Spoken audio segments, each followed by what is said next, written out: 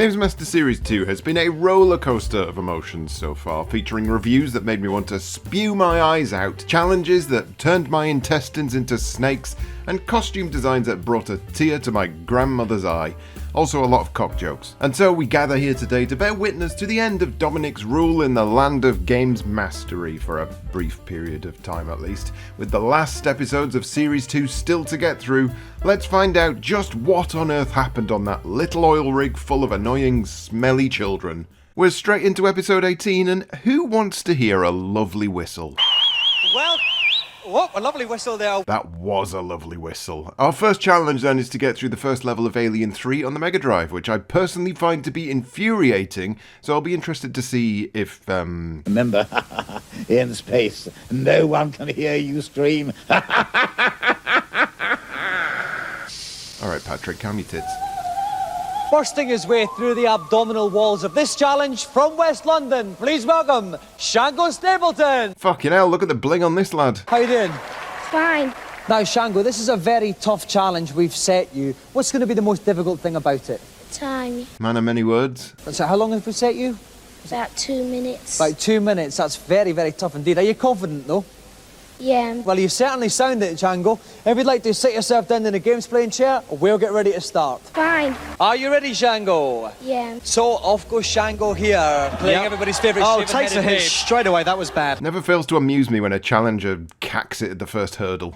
We can see the number of bullets he's got left. He's doing that's all right with us. Yeah, that shouldn't be a problem. Because the challenge is only over one level, he doesn't really have to worry about conserving his ammunition. All he's worried about time, because the limit is very tough indeed. Okay, just got another hostage, which means he's only got 6 left, and he's been going for 49 seconds. Doing okay. Took Another that one out hostage from the there. air. Nice one. Oh, lovely little jump up to get that alien there. Okay.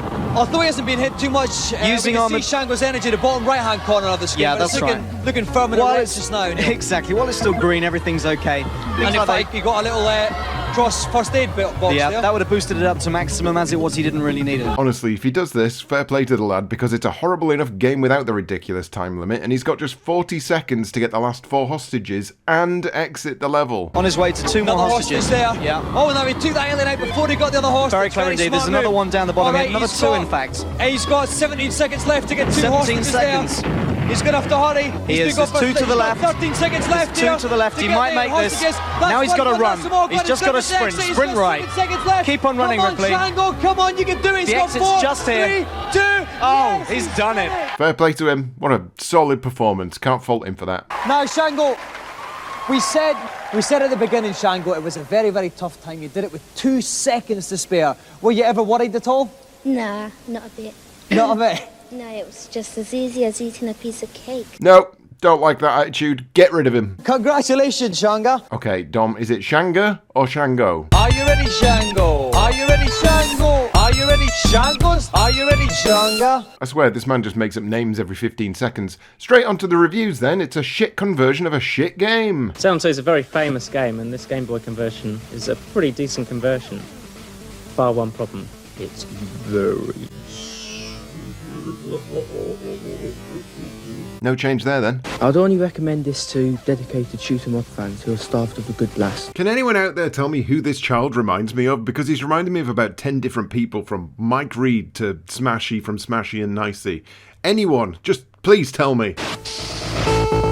68%, better than the Amiga version. Next up is Axelay, a decent shoot 'em up on a system that wasn't really great for him. Axelay is a top shoot 'em up, but I think it's a bit tough perhaps for younger people. Oh, well, I enjoyed it, so why shouldn't you? The first level's pretty tough. It gets easier after that, which is a bit strange, but still. It's a great game. Shoot 'em up fans will absolutely love it. 87%, can't argue with that really. I mean, I could argue with that, I just can't be bothered. Final review then is Pro Protector 2, and for any Americans watching this, it's our version of Contra, which featured sick-ass robot men, because we were apparently too scared to watch Rambo rip-offs get shot every 3 seconds. If you die, you lose all the special weapons you've collected so far. So if you die in an area where there aren't any other special weapons, you're in trouble. That's not really a review, is it? You're just stating facts about the game. 80% for this one, whatever. Moving straight on then, we have... Nothing beats a good grapple. And that's precisely what I've chosen for tonight's second... Lost and double dog. Lost and double will get my revenge on those birds one of these days. Where was I? Oh, yes. The game I've chosen is called World Heroes. Another one of those free fight, beat your opponents to a pulp extravaganzas. Couldn't have gotten a better beat-em-up? No? For this challenge, young Chris Brodie will be taking on his sister, who's a bit of a gladiator in her own right. Please welcome Ulrika Johnson. I think we should have all guessed Ulrika would turn up at some point, though I would never have paired her with this game in a million years, so good work, I guess. Now, Ulrika, we had your partner in crime, John Fashanu, on the last series, and he was pathetic. Yes, really. I watched him actually. I'm a keen fan of GamesMaster. Are you going to keep the side up tonight? I doubt it. I doubt it. No, I've been completely useless, but I'm certainly going to give it a good try. Well, I find your honesty very refreshing anyway, Ulrika. Now let's move on to Chris. You must be the favourite tonight, Chris. Okay. Yeah. Are you going to give your sister a chance at all? No, not at all. No, not at No. all. Well, listen, what characters are you choosing, Chris? Okay. Yeah. And what about you, Ulrika? I'm Janny or something, I think. So what will we see from her then? Well, she's got a fierce sword, and she's rather slim and slender, so I think she'll be able to jump over him, and hopefully. All right. Well, the best of luck to you both. Ulrika, if you'd like to sit there on the left, Chris on the right, we'll get ready to fight. Guiding me gently through the strenuous rigours of this challenge is Mega's very own Neil West. Welcome, Neil. Okay. Right, here they go. Ulrika is Jan on the left-hand side. We can see her energy bar, the little blue bar at the top. Chris is J-Con. She's got His is first the blood. yellow bar. Yeah, J-Con's gone down a little bit already. That was a good strike by Ulrika. That's right. When all the colours go from the bar, it's good night to that relative player. Oh, no, that was an aura bump there. That was a special move. She's got that That's right. sorted out very well indeed. Oh, but that was a lovely sort of magnificent dive kick back and then there. But no. squatting kick from Karn. He does have, Ulrika still has the advantage. Now, that was a shoulder charge, which is actually called a Monko Makyuka Do. Well Neil, done, Dominic. which means 2 pints lager and a packet of crisps, please, barman. That's where I come from. What are you talking about? Oh, it was one of another those shoulder special charges, yeah, but move she there. gets him back with a I swift love it. sword. And but it's Ulrika's not down. enough. J-Con, a lovely little punch to the stomach. Ulrika's fuming, which is fair, I think, considering she could have been playing Killer Instinct or something instead. This round ends up neck and neck after Johnson takes her near-perfect victory, so let's see if she ruins this child's life. Oh, this is my word, disgusting. what a She's got to get out of the corner. Chris is- She's got to he's jump. not letting up She's at got all. to move. She's out. Okay. She's out of there A safely. quick special move now can save her dear. life, but nothing else no, is going to. but It's that's it. game over. Finishes off with another headbutt. Jane bites the dust, which means Ulrika has lost. Chris is the winner. Victory to the fat bloke. At the start, Ulrika, I thought you were dead and buried, but you had a brilliant comeback there in the second bout. Yeah, so I think I managed to get in at least one aura bird, which was my special move. But I'm afraid in the third one, this big, gross, repulsive figure managed to take me over completely. That's true. It was one-way traffic towards the end. Mainly the fault of this young rascal here. Chris, that was awful. Yeah. Chris, stop laughing. This week's consultation zone gives us Super Mario World again, Link's Awakening again, and Sonic 2? Hello, Games Master. On Sonic 2, is there any cheats for infinite lives? No, there isn't, I'm afraid. Bye-bye. Thanks a lot. Gotta fill a runtime somehow, I guess. We switch back to our current Sega Games champion for more sectarian bants now that I understand what a Tim is, thanks to 50 comments informing me so. Still 500% less in the comments telling me who Jane Goldman is, though, so that's a bonus. Okay, what's your name and from whence do you hail? Scott Naylor and I come from Rugeley. So, Scott, what's your challenge for Thomas tonight? I'd like to take him on at hang gliding on pilot wings, please. See, that's the way you do it. Take on the Sega World Champion at a Nintendo game. It's obvious when you think about it. Scott Naylor's going first. Scott, are you ready? Just say yes, Scott. And he's up now. He's coming off to the left as he's rising. I think he really should be going round to the right. That'd give him a better approach, but maybe he's got some secrets up his sleeve. Oh dear, he's diving quite rapidly. Either he's making a complete disaster or he's very, very confident here. He might be a brilliant glider pilot, and we just have never seen anything like this before. Okay, he's banking to the left to come into the island again. We should be able to see the target soon. There it is in the top of the screen there. Now, There's a little thermal in front He's got of to him. be very careful to avoid that thermal, otherwise he'll be right out over the sea before he knows it. Okay, his altitude is dropping. He's on 70, 60. He's got to watch his height a little bit here. He's raised it a still little bit. actually looking okay here. It's a bit erratic, but the target's here well He's coming in, inside. he's got to watch the altitude. It's dropping now. He's This got is to going to pull be a his good nose one though. right back. He's pulling up here. He's landed. Brilliant landing. You know what? I think I could watch Pilot Wings challenges every week. I don't care what anyone says. It's infinitely more exciting than watching someone beat a level on RoboCod again. Okay, he's straightening up here to give him a better angle on the bank to the right. You can't see the island just now. You just see the deep blue sea. Should come into view. Yeah, he's levelled up nicely. That's right, good. here's the island now. Now that's looking a little bit better. Okay, here it is now. He's beginning his approach to the actual target now. He should get his nose up. He wants to pull back a little bit to rise. That's right. okay. It's this probably is looking just okay. going to be okay. This is looking okay. He wants to drop gently into this now. He needs to bank over to the right and get his nose pull up. A little bit, up a little bit. He's going to pull up a little bit. He's losing height. He might just make it though. I don't know. He's dropping too sudden. He's missed the target completely. Landed out of the area. He's not going to do it. Let's see what his points were anyway. That end of challenge summary is hilarious. Well done, Scott. You beat Danny Curley 2 Sectarian Boogaloo, and that's the end of another episode. Entirely cockless, I may add. But before we go, we're going to have a little 3D test out just now in preparation for next week's challenge. So if you've got your 3D glasses, whip them onto the bridge of your nose now. This is just a little taster of what you can expect next week. Way! 3D knives ahoy! Oh my god, he's got a knife! Okay, I'm off now for some sprat nibbles and a spicy Cajun dip. If you want to see more 3D, join us next week. Hurts my eyes just thinking about it. That's the end of this bollocks then. Let's climb aboard the next episode bus, because it's time for Episode 19, and Dom's got an offer for everyone. Where campers need only pack a joystick, a smile and a change of underwear to enjoy a full week of premarital bliss. No thanks. The first challenge is Magical Quest starring Mickey Mouse, back when Capcom produced unnecessarily fantastic Disney games, and this one, in particular, I loved. So whoever they've got to play it better be dressed nicely for the occasion. Normally I'm not a big fan of shell suit bottoms, but I have to admit yours are splendid. How long have you been kicking about in those? Quite a while. You really do get the strangest banter on this show. It also sounds like this kid only has one pair of trousers. 1.5 minutes. How have you been doing in practice? Well, the best time is 1:34. 1:34. 1:34. 1:34. 1.5 minutes. 1:34. 1:34. Right, listen. 1.5 minutes. The best of luck, okay? If you'd like to sit yourself down in the games playing chair, we'll get ready to start.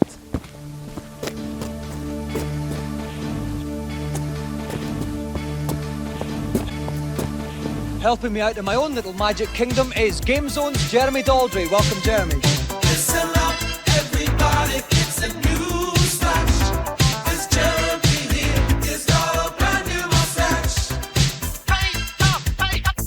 Even at this early stage, I cannot see him failing. I cannot see him failing. Brilliant start there. 36 seconds gone. Now here comes a big Here comes a party, boss. Jeremy. Here comes a boss. How does he do away with this nasty piece of work? His best bet is to do what he's doing now and just jump on his head, predict his attack pattern and jump on him as often as possible. Okay, he's had 2 hits there. How many hits does it normally take? Between 10 and 12. Between 10 and 12? So 11? Or do you just not know? It's fine to say you don't know. Okay, he's had 1 minute 8 seconds, 22 seconds left. I think the baddie's about to change the attack possession. He's going to go for some swooping attacks. Really There he fast goes. swoop there, but it wasn't good enough for Dominik to cause him any hassle. Now, little mutant Batties there. Oh, he's taking another hit there. He's got to be careful now. He's got to be careful now. It could cause him some problems now. Okay, he's only got 5 seconds left here. He's going to have to hurry. I don't know if he's going to be able to do it.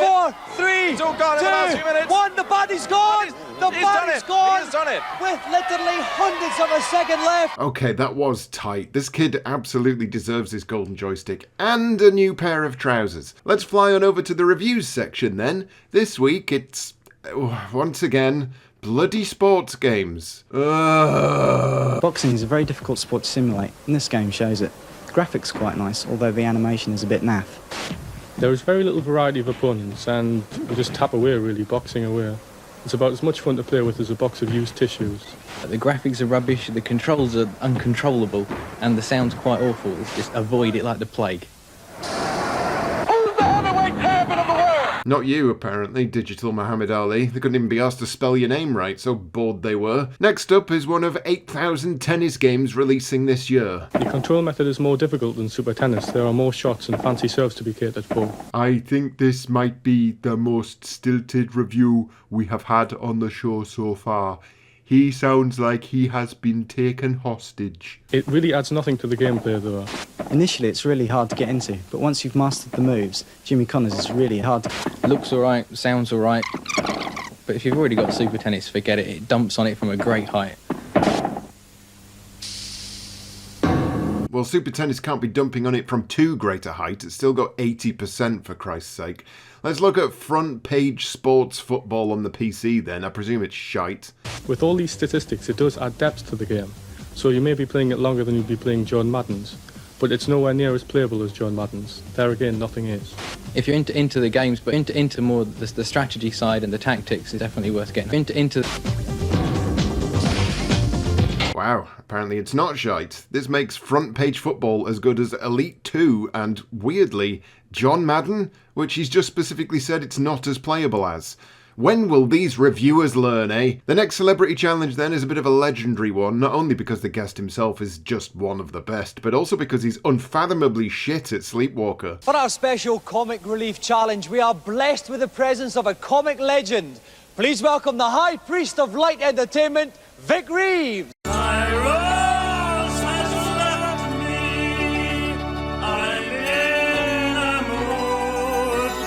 She's gone to Kenya with the blow from hard carpet.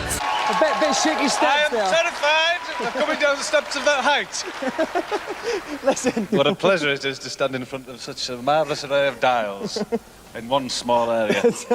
Well, we like to put the boat out for our special guest, Vic. Which is your particular dial? Have you got I think, well, this is a particular favourite of mine. That's What do you the think? vacuum? Yes. Yeah. What's your favourite at a first glance? I'm going for the steam flow. The steam flow one. I don't even need to edit any of this. Vic Reeves is just fucking hilarious. Well, now then, Comic Relief has presented this in conjunction with Ocean Software, I believe, and it's called Sleepwalker, and it's, well, if everyone buys it, £500,000 go to UK and African charities, so let's all go out and buy it, shall we?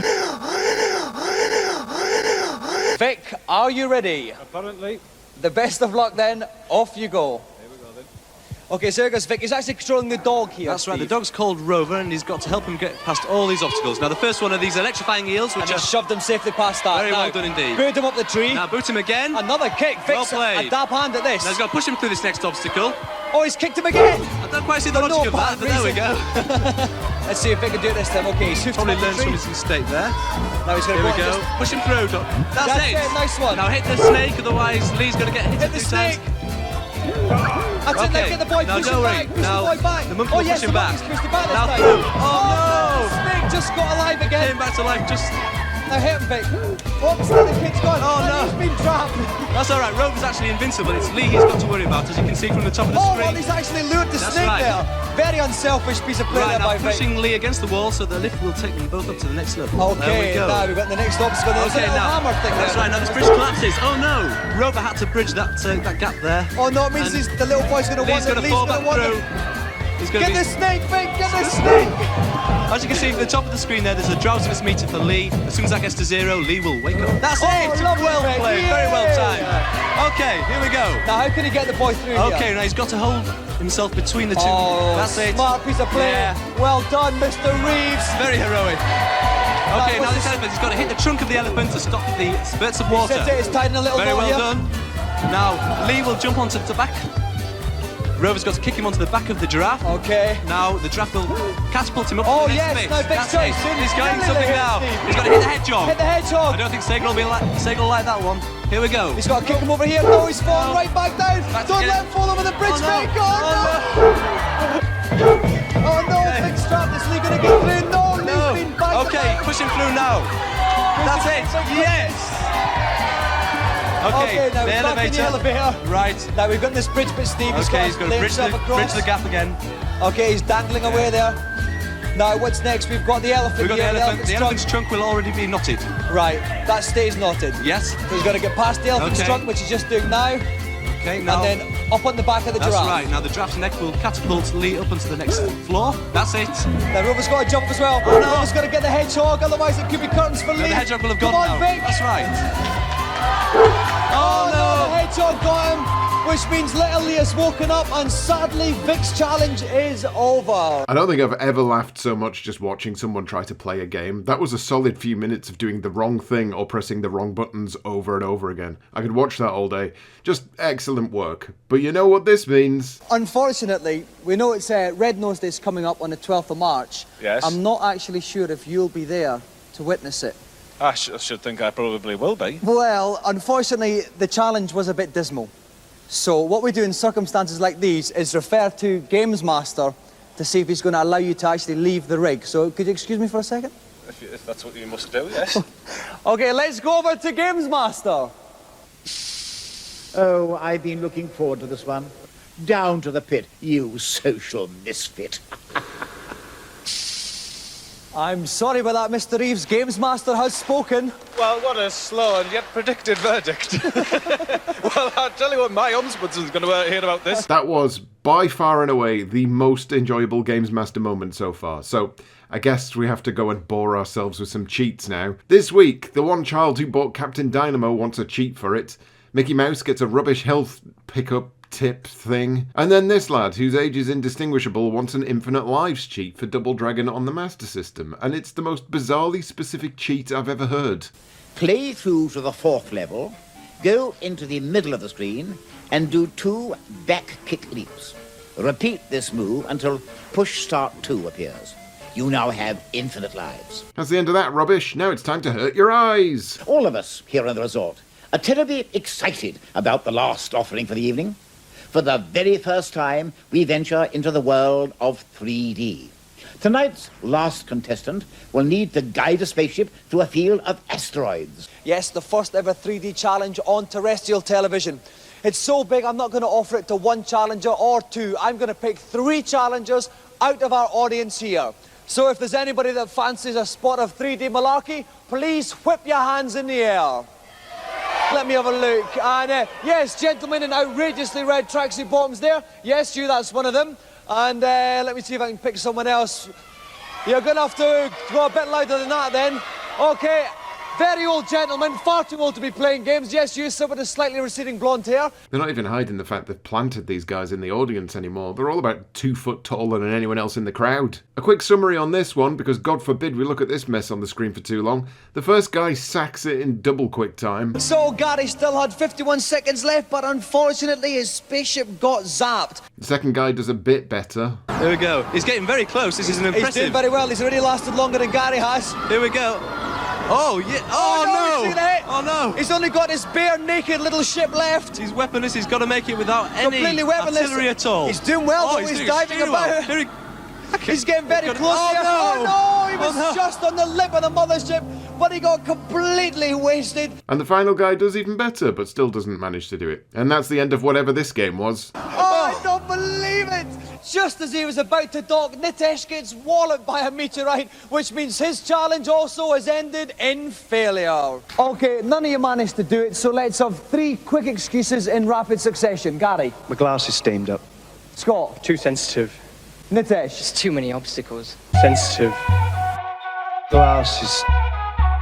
Obstacles.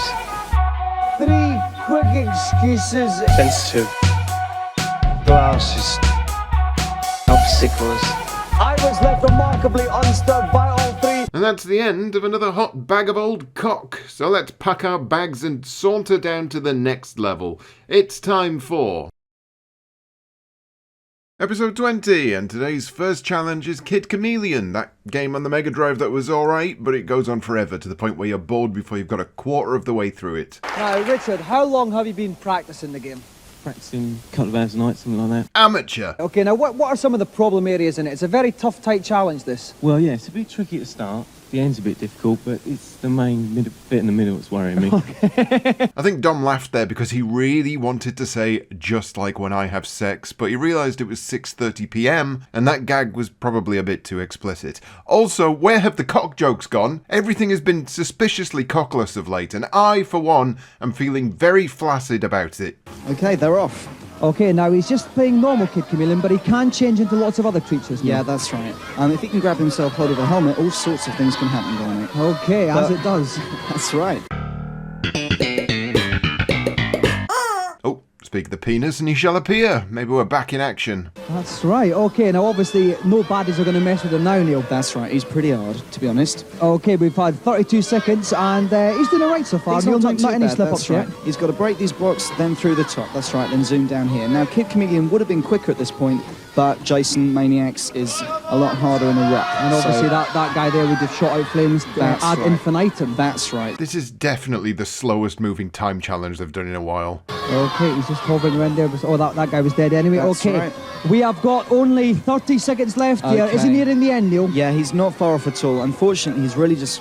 now, his fate now lies in the hands of the game. He's just got to wait for the right platforms to come along. He Just should have made missed that jump. there. That jump could prove costly. We've only got 18 seconds left. This is going to be very, very tight. That was a very tight He's jump, gonna but it slide. was No, he's not possible. sliding. He's finding a little secret right here. Yeah, he's doing it okay. He's got to get through. You see, he took the hits. He's got 10 left. He's coming down. He's at the flag. He's done it. And he's made 7 it. seconds left. Yeah. And Richard has won tonight's challenge. He took the hits, went for the time, and he made it. God, that was boring. I mean, he deserves his joystick, but I'm not happy about it. How tough did you find it? Under the pressure of the lights and everything, it was quite tough, yeah. And did you enjoy wielding a big chopper? Yeah, I did.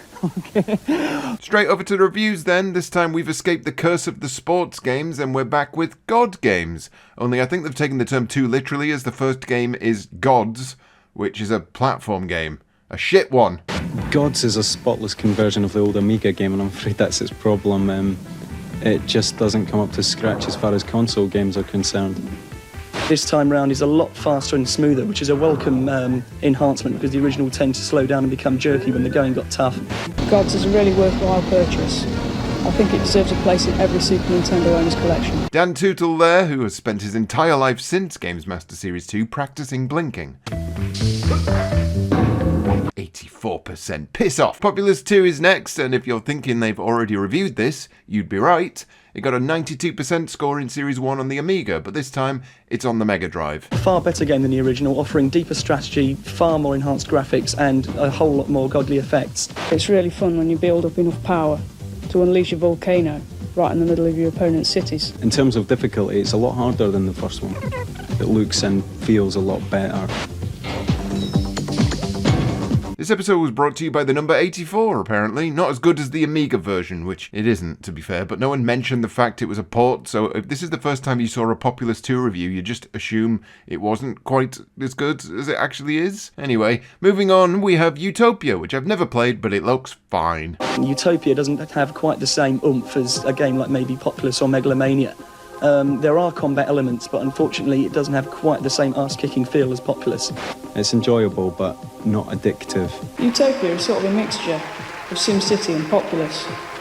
It's an excellent conversion and one of the better Super NES games around. Okay, well, 76% it is. That's basically rubbish on this show, so I guess I'll never play it. This week's Celebrity Challenge is a game I didn't even know existed. It's sort of sideways Tetris, but with shooting. It looks bizarre, and I love it, and we should all celebrate its existence. Now let's bring on the host of Krypton Factor. Right, this is for you, I think. Wonderful. Now, Gordon, the thing I've always wanted to know is, have you ever tried the assault course on your show? I have done it twice. I have done it twice. I have done it twice. I have done it twice and twice and twice and twice and twice and twice and twice and twice. I will never, ever be doing it again. What we've done is we actually determined to stitch Gordon up on this one, so we've put him on the hardest level. Do they hate Gordon? He barely played a computer game in his life and they're slamming him on the hardest difficulty. Naughty boys. So here goes Gordon then. Oh, a little awkward block to start off with here, Steve. He's going to have to shoot some of that. That was a good shot. That's okay, he's cleared it there. He didn't need that second shot.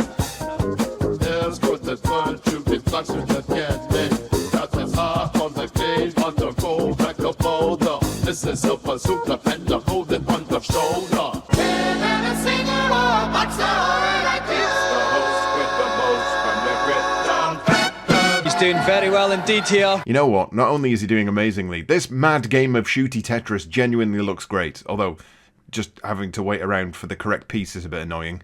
Oh dear, no, but he only needs to get two more lines, so he's doing all right actually. Yeah. He just needs Here some we more go. on the side. This is very Now fortunate. he just wants to leave this one. It's just getting very exciting here. All he needs, he's going to have to shoot this one, Sam. He's going to have to shoot it. Yeah, that's okay. That's all right now. He wants one at the bottom right. We've got another one left, but that's okay here. Oh, they're not so falling. He's unlucky. got to shoot Not them all falling. here. He's not missing much tonight, though, No, Steve, is he? he's playing a waiting game on this. He really just has to wait Shoot for them that. all again. Oh, this is close. Shoot them all, Gordon, quick. He's getting very high, this screen. Oh, he still hasn't got a bomb, and he's going to shoot all these as well. He's shooting furiously. Now, he can just shoot the other one. It's going to fall down. He still needs one more line. He needs one more after this. It's Here going to it is. fall. Oh, look, can you get it, He's going to Dominik? do it. In fact, not only is he going to get 5, he's going to get a floppy Krypton 5 now. He's actually got 8. What a legend. Absolutely nailed it. Straight onto tips and cheats it is then. I'll give you 3 seconds to guess which games are going to feature. They've both featured before, and if you've been paying attention, they've both featured in this series before. 1, 2, 3. Got it? Okay, if you guessed A Link to the Past and Mickey Mouse on the SNES, congratulations, you've won nothing, but you have wasted your time. Just like me, so we are one and the same now. Let's go straight over to the final challenge and bore ourselves to death with American football. So called because it's American and they use their feet and there's a ball involved somewhere. I have no idea what American football involves. All I know is that they show an advert every time the ball stops moving. Welcome, Thomas and Christopher. All right. Now, Victor, you are a running back. Are you going to keep the ball on the ground then tonight? I'm not going to say anything right now. He's keeping his cards close to his chest. Now, there's actually 2 of you against Victor tonight. How are you splitting the responsibilities? Thomas, tell me about it. I'm going to be defence because I'm better at protecting the goal than he is, and he's going to be offence because he's going to score much better than me. Well, it's all very tense here.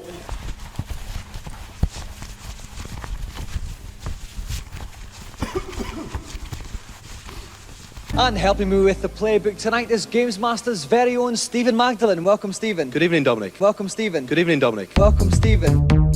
Good evening, Dominik. Welcome, Stephen. Good evening, Dominik.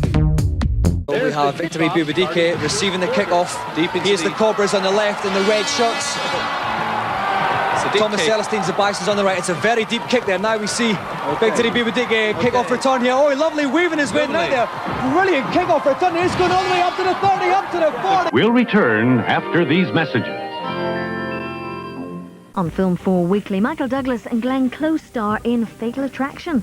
Not a one-night stand, but on every night at 10 this week on Film 4 Weekly. To subscribe, call 30800 44 1234. Here he goes again. I think he's going to try for another passing play here. And he's hanging on there. Oh, he nearly got left sacked. it a bit, but he's wide open there. Oh, yeah. We'll return after these messages.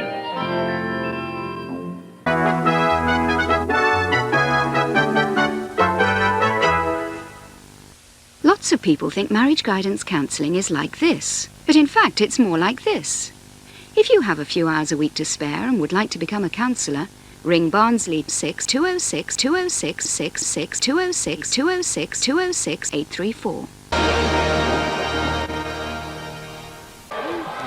Inside to the end zone. Inside to the end zone. He's waiting there. The defence are getting nowhere near them. It's a lovely flow ball. He's just nearly there. He's in the end zone. We'll return after these messages. For 7 days only, there's up to 50% off. Plus, we're upping the discount to a massive 25% off sale prices at MFI. Ends 21st of May.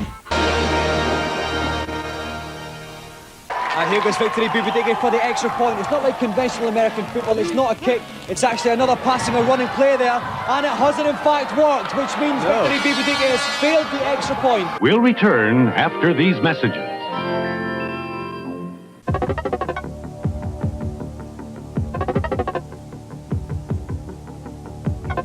Even the best-known names can surprise you. Have you seen Pontins lately?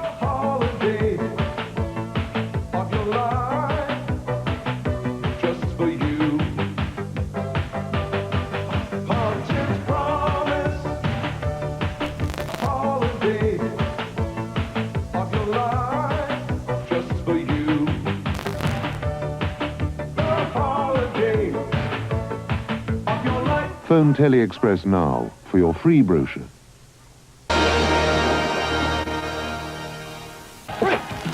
Ball's back, he's got good pass protection. No one that's broken through. It's a little shot when he's open. He's open. Done it, and he's running, he's open. He keeps going, but he's stopped there. We'll return after these messages. He's very contented, is Toby. Proper feeding for me means feeding Toby Whiskers. It's been Whiskers right since he was a little tiny thing. It would be a false economy for me to buy any cheaper brand, no matter where it came from. I think he's getting a balanced diet in Whiskers. It's a good, solid, meaty food. I'm confident that Whiskers is the best food on the market. I want to spend my money on something that I know Toby's going to eat. In my opinion, Whiskers is far and away the best food.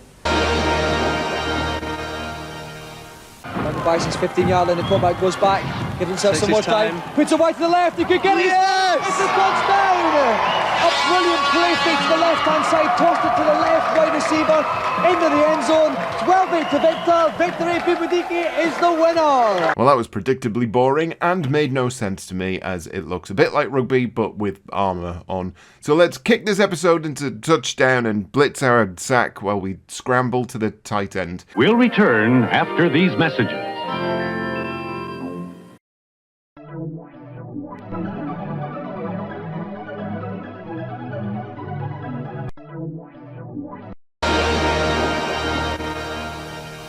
We'll Hail Mary the coffin corner kick into the flea flicker shotgun 2-point conversion or something and make our way over to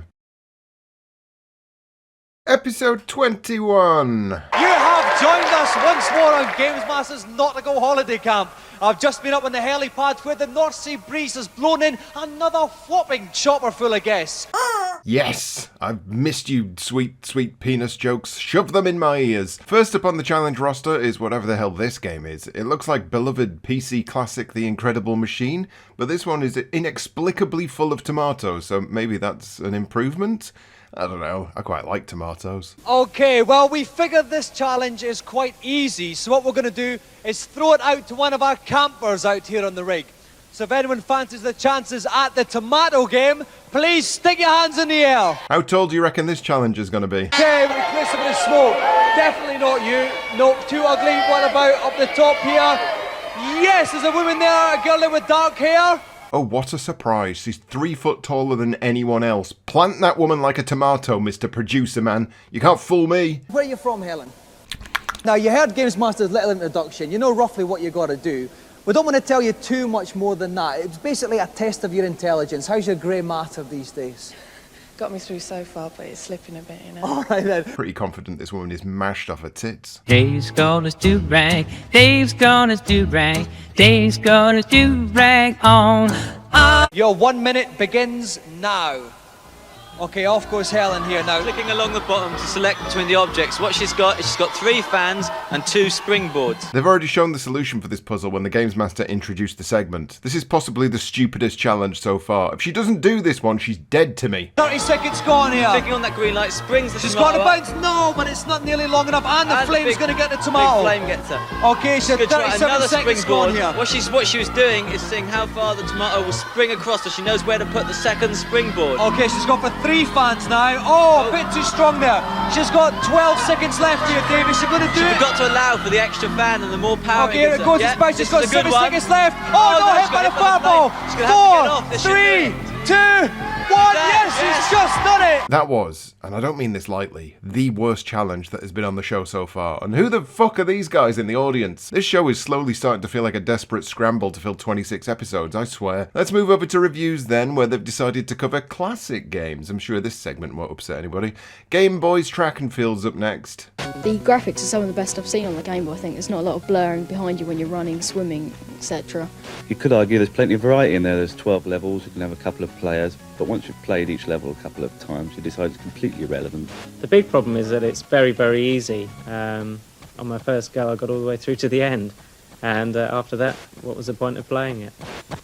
I can't imagine I'd want to smash the buttons on my Game Boy, to be honest. 57% seems about right. Drop Zone on the NES is next, and with this being an Arch McLean joint, and he being a guest on this show twice now, I reckon we're probably going to see a swing toward the positive here. It's basically a sideways scrolling, shoot 'em up, shoot everything.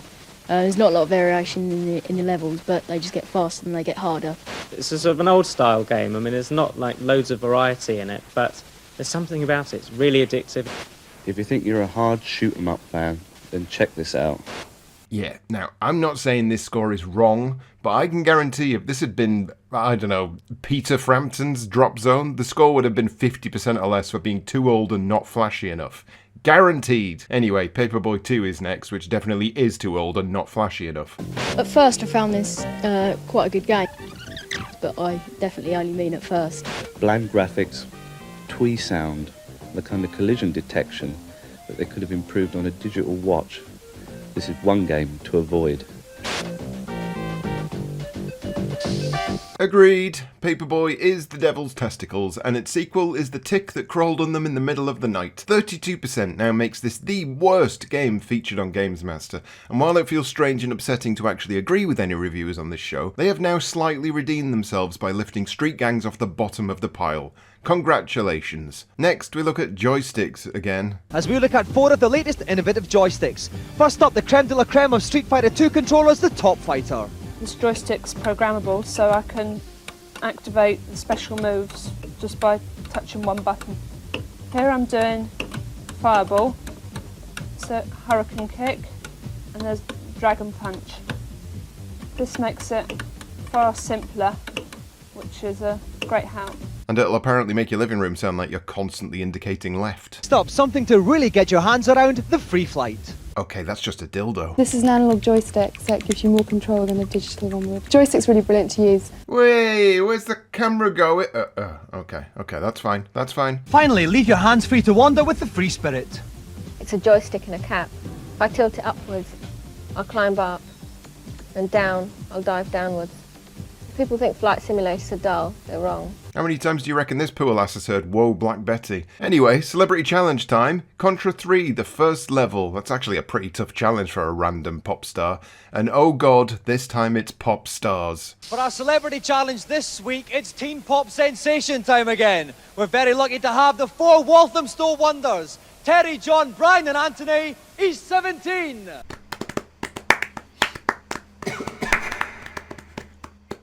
This is like a sort of tag team situation here, right? You've all got to sort of muck it together to get through the level. Which order are we going to play it in then? Who's the sort of best games player? Do you want them to hang on till last? Hang on last and worst first. So who's going to go first then? Who's the worst? You're the first then. We're going to have, what, will it be you in last then? Terry or? Yeah, Terry last. All right, Terry last. This has been sufficiently awkward. In the commentary box with me, I have my very own chart sensation, Dave the Kid Perry from Super Pro. Welcome, Dave. Hi, Dominic. Now, Dave, any tips here? It's quite a tough challenge, this. It is a tough challenge. It's there's plenty of action in this game, but you know they've got plenty of time. So if they take it easy and just think about the challenges, then they might have more luck than they did choosing hats for today. You're a fine one to talk. You're a fine one to talk. You're a fine one to talk. You're a fine one to talk. You're a fine one to talk. You're a fine one to talk. Okay, then what they have to do, they have 4 lives, 1 each 17 member per life in a relay situation. They've got to get to the end of the level and defeat the Guardian. Are you ready then, guys?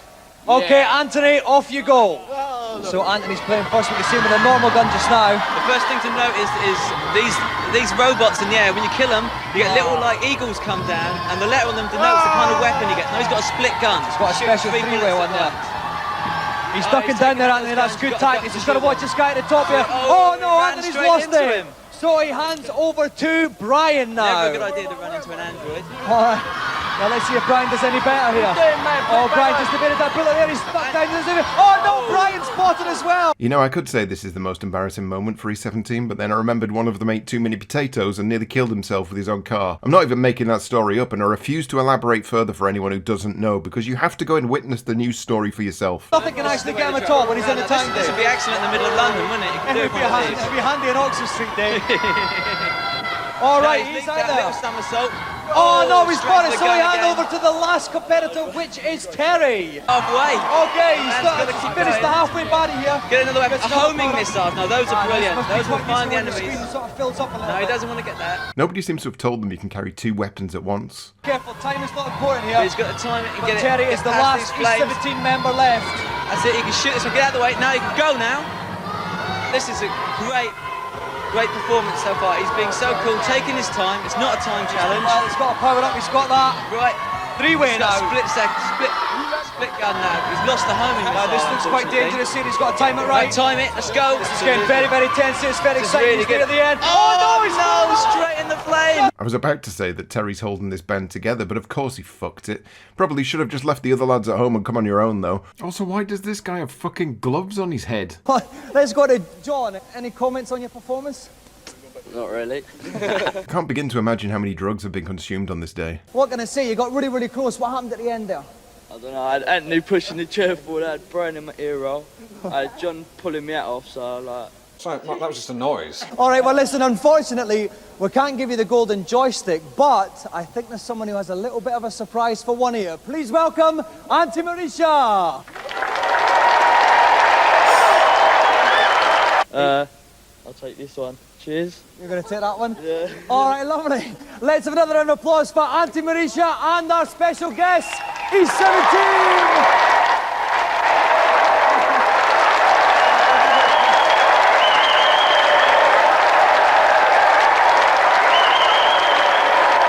While I tidy up this mess and lament the sad future of the British music scene... He's not even hiding his distaste for that lot. This week's cheats involve, again, pushover on the Amiga, followed by, Sometimes my genius amazes even me. Next, please. Well, blow me. I'm terribly sorry. I think you've come to the wrong place. I swear, I haven't accidentally been referencing this moment with the cock joke counter. I had absolutely no idea they provided their own cock, so I guess this sort of counts as a cock joke, right? A weird, self-referential meta cock joke that spans the gaps of time and space. Bring back E17, I need more drugs to handle this. Brr. Anyway, last challenge, Evander Holyfield, boxing, because apparently we still haven't scraped the bottom of the barrel when it comes to boxing games. Right, now, Craig, first of all, tell me a little bit about these dazzlingly white T-shirts you've got on. Now listen, Kirsty, my little sister Teresa is far too angelic to even think about fighting. What about you and Craig? We fight all the time. Well, Craig, I think you must be the favourite then. Yep. Okay, Craig, if you'd like to sit on the left, Kirsty on the right, we'll get ready to come out fighting. And the spring in my step is definitely more buoyant, which can only mean Jane Goldman from Game Zone's with me again. Welcome, Jane. Hi. Oh look, it's Jane Goldman. I've heard she's somebody's wife or something. Anyway, here's a boxing match. Are you ready, guys? Yes. Then come out of your corners. Craig Monroe's on the left-hand side in the green shorts with a tragically unhit black Mohican. Kirsty's on the right in the red shorts, tragically Mohican, ginger facial hair combination. At the bottom of the screen there's 2 energy bars. When they get black, your fighter gets knocked down. There's also a picture of a chest and a face. When they turn grey, your fighter is in trouble.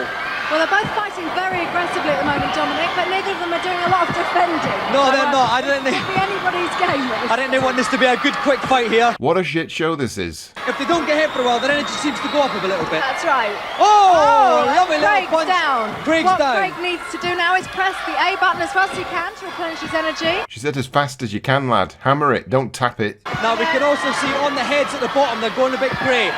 He's going with some good combinations there, Dominic. She is, that's causing the heads to go down. He's down down goes Craig again. Now he's going to have to get his energy up even higher this time because he's been hit down once already, Jane. Just stay down. Fine off, he just won't be able to get up. He's tapping it like crazy, it's not letting him press the C button yet. No, he's down, It's he's all not going to be over. able to get up. Thank God for that, what a massive waste of time. What happened there? You must have been giving her a chance. The energy bar wouldn't let me get up in time. No, it's because you were shit. Because your sister was horrible to you. Tell us what you were doing there.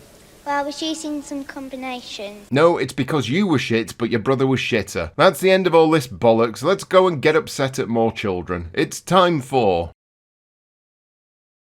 Episode 22, and the first challenge is Lemmings 2, a game that took the streamlined puzzle solving of the original and just sort of went, what if we took out the streamlining and went a bit mental about it? Now, Gavin, you're no stranger to cute fluffy things because I believe you once appeared on Wackaday. Oh, that was a very long time ago. I was young, I was foolish, okay? Let's not talk about it. Did you actually meet rock legend Timmy Mallet?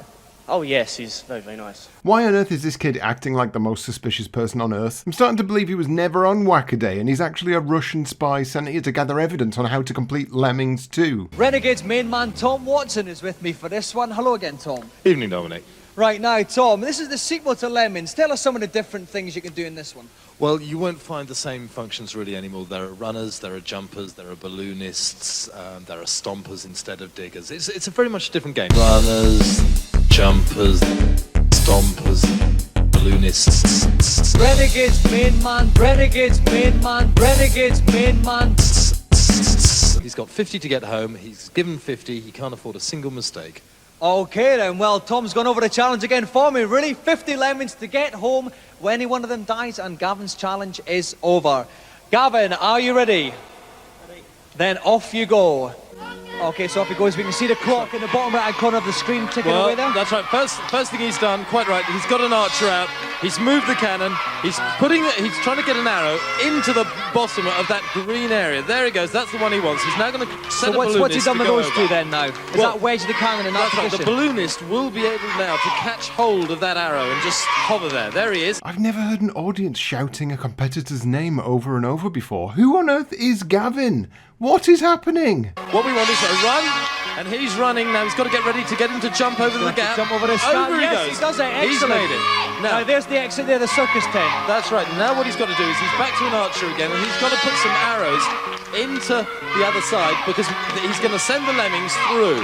The lemmings would normally die if they had to go all the way through that pool. Height, that's correct. The arrows would break the pool. Is the arrow up high enough?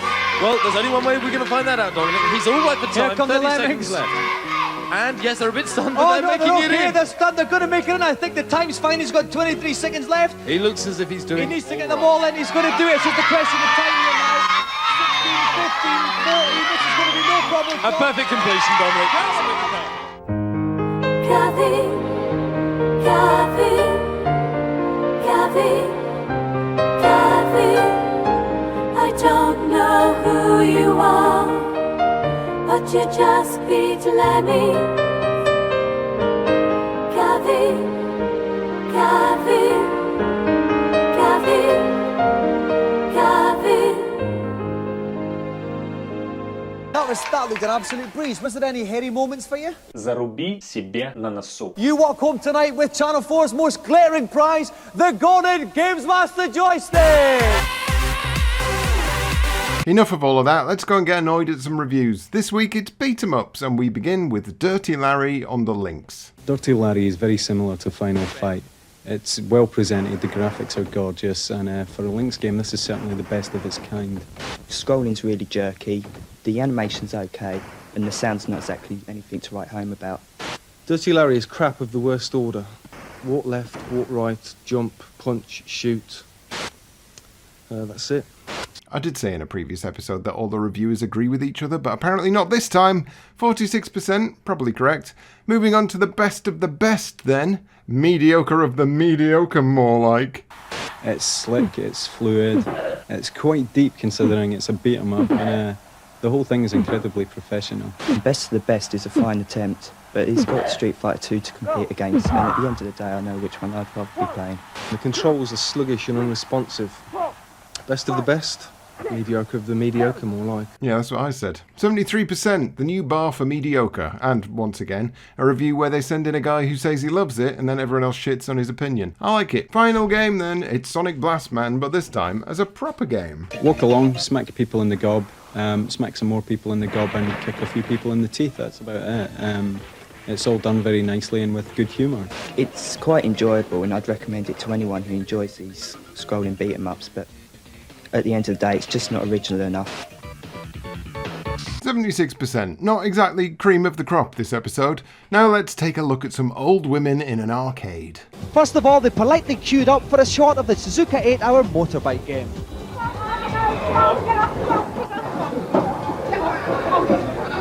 Well, I've got two Nintendos. I've got the first one that came out, and then I've got this 16-bit Nintendo, and I've also got the Sega Mega Drive. About 6 years ago, I bought the Amiga. Of course you can, Grandma. No, I can't do that. Of course you can, Grandma. Of course you can, Grandma. Of course you can, Grandma. Of course you can, Grandma. Of course you can, Grandma. Of course you can, Grandma. Of course you can, Grandma. Of course you can, Grandma. Hey, best again.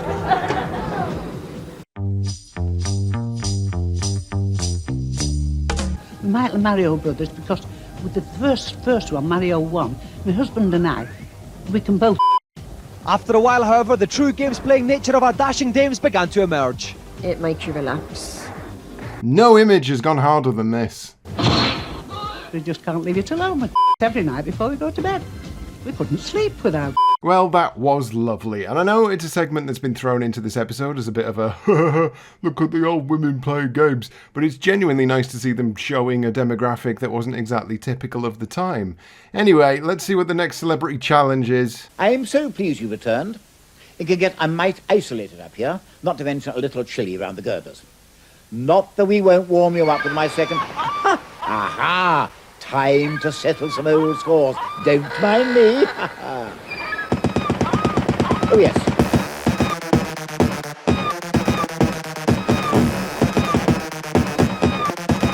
Aha! I've opted for a Wild West shootout on Mad Dog McCree 2. This shite again. And who have we got taking this one on? Packing a piece on this challenge is one of the stars of about 753,000 TV stage and screen extravaganzas. Please welcome professional funny woman, Josie Lauren. This shite again. Only joking. Channel 4 do seem to have raided the bins at the local Whose Line Is It Anyway store, though. None of whom seem to have any experience playing games at all, which is probably why they shoved them in front of shite gun shooteroos. Okay, right. Josie, what do video games mean to you? They mean absolutely nothing to me. Well, listen, all the best with this challenge. If you'd like to go and fondle your pistol in preparation. Josie, are you ready? I sure am. Then off you go. Okay, so off goes Josie. She's got 3 lives. She's got that first guy down, no problem at all. Here comes the guy at the back. Take him out. Oh dear, oh dear. No! Now, Josie's got 3 lives. She's lost one of them. Well, you got 2 lives left. Oh, sure, I shot that one. Choose your guy. Here goes Josie for a second attempt here. Yay! That's one never Josie. The guy at the back. He needs to go. There he is. It's lucky she's got infinite ammo, I'll put it that way. Now, no, you need to wait for the close-up. Now, shoot this guy. Well done. I saved you there. Blow that place to smithereens. Oh my god, please stop improvising. It makes me feel like I'm back in GCSE drama. Come on, partner, let's go find that treasure. Okay, Buckskin Bunny. Okay, now we're at the second stage here. Now these bunnies are lurking all over the place, Tim. Oh, yeah, look at the top. Now, they can come from absolutely anywhere, so be careful. But I've got a feeling. Oh, he's right in a cow park. Oh dear, Mr. Smelly Things. He's not dead yet, though. The guy in the basket. The guy in the basket, Here she's goes. got him. Go on. Just did very, very well here. Oh, he's making him slow on the left-hand side. Oh, she's got him. Nicely done. Now this And beat's out she coming comes. out. Yep, there's one fat boy. This guy. He's history. It's done. Josie's done it. Well, she did it, somehow. That was amazing. You were really nervous beforehand, but I that was was really a total. nervous, but I just had to save those women. What? You looked at quite at ease with a pistol there, Josie. I'm a bit... Yes, well, I can handle certain pistols, I suppose. Straight over to tips and cheats, we have Superstar Wars, a game I refuse to accept anyone has ever beaten. Pinball Fantasies, a cheat which stops your ball from falling off the board, which seems like it kind of makes pinball redundant, honestly. And lastly, a cheat for European Club Soccer on the Mega Drive, which I don't believe anyone in the history of Earth has ever cared about. Back to the challenges. For our final challenge tonight, it's time for one of our special magazine challenges. You may remember earlier on in the series we had one on Street Fighter 2. Now it's the turn of Sega's Wunda Hedgehog Sonic 2. What we did was we asked 4 Sega magazines each to nominate their champion. We'll have a semi-final this week, one next week, culminating in the grand final in 2 weeks' time. Oh good, we're doing this again. Our semi-final, please welcome Paul Davis from Mean Machine Sega and Dave Goodyear from Mega Drive Advanced Gaming. Welcome, Paul. All right, Dave. Right. Now, first of all, Paul, a lot of kids would love to work in a magazine. This guy was carrying 2 armfuls out of the shop when they were selling facial features. I've never seen so much going on. Greatest face ever. He should be in a museum. Okay, so off goes Paul. Paul is actually Sonic, just ignore Tails. He'll just like funk about generally, Jane, won't he? Yes, he's a bit confusing, but never mind. Okay, he's been going for 10 seconds here and he's doing all right. He's not hanging about at all. He wants to find these speed boots though. You know, one thing that we should all be thankful for is that we don't have to endure another Street Fighter tournament. A Sonic race on the only zone in Sonic 2 that actually lets you pick up any speed without immediately killing you off. So that should suffice. Oh yeah, he's picking up speed here. Oh, he missed the second spring. Now this is going to be this will be, I think, the stage which will separate the men from the boys in this challenge, Jane. He can lose an awful lot of time here. Now he's safely up the top there. Okay, he's been going for 44 seconds here. This is Paul Davis from Mean Machine Sega. 48 seconds, he's over the twisty bridge here. He's picked up some nice speed, but he's been knocked back now. Dear. Taking those rings is going to cost him a bit of time too. Okay, he's back up the top now. 56 seconds, he's gone. 56 seconds for Paul Davis from Mean Machine Sega. Well, he might have miles and miles of wonderful face, but he's not got miles and miles of experience with Sonic 2, apparently. I don't think that's going to be too difficult to beat. Dave, if you're ready, then off you go. 56 seconds to beat then.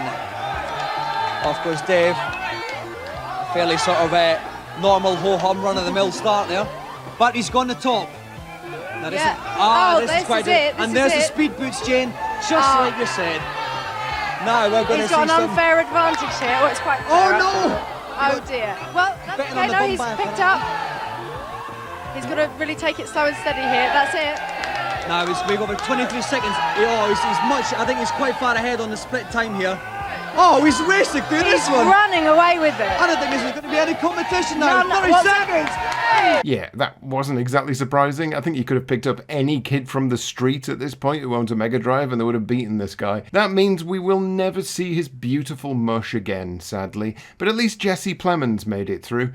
Anyway, that's the end of this ropey old shite. Let's all put our feet up because it's time for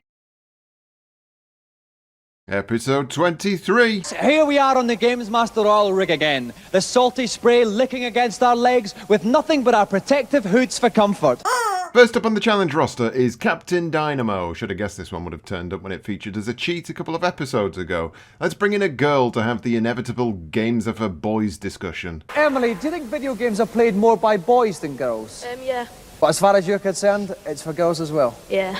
All right, well, listen, good luck with the challenge tonight, Emily. Truly insightful words. Okay, off goes Emily. Okay, the character Captain Dynamo's got a way of actually killing the nasties by landing on top of them. But what she's got because he's fat, isn't he? Because he's fat, he squashes them basically. He squashes them completely. But what he's got to watch out for is going in the side of them. That'll take him out. Okay, Emily's gone very, very fast. She's obviously got to watch these spikes here. She's only got one life to go. That's right. This is the hardest bit, is the jump over these three spikes onto that platform. She's made that nicely. Now she's going to go up the middle here, up the middle, onto the spring. Now, as one of 8 people who actually played this game, I will say that it might look relatively easy on screen, but it's a sort of heavy, sluggish chore to actually control, and everything is designed to kill you outright. So while absolutely nothing on screen looks impressive, this last pretty much nails the clockwork bullshit you have to deal with. Congratulations on your boring challenge. Emily, that was amazing. I thought this was one of the toughest challenges we had, especially with just one life. Were you worried at all? Yeah. All right, well, Emily, as a result of your triumphant progress through the level, you go home with the GamesMaster Golden Joystick. Straight on to reviews then. Excitement is afoot.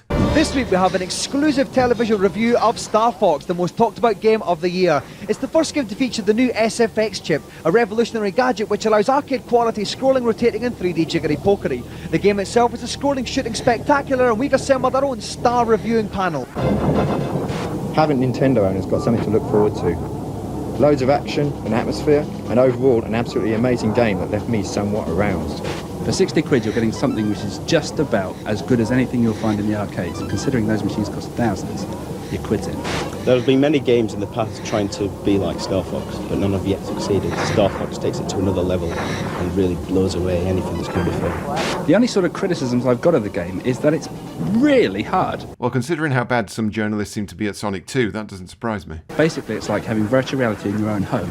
SFX, more like SEX. You can tell it's the 90s because there are at least 2 sex references pointed toward a game in which you fly a triangle past some cylinders. 94% makes Starwing as good as SimCity on the SNES, which, yes, actually. Let's take a look at some newfangled data storage.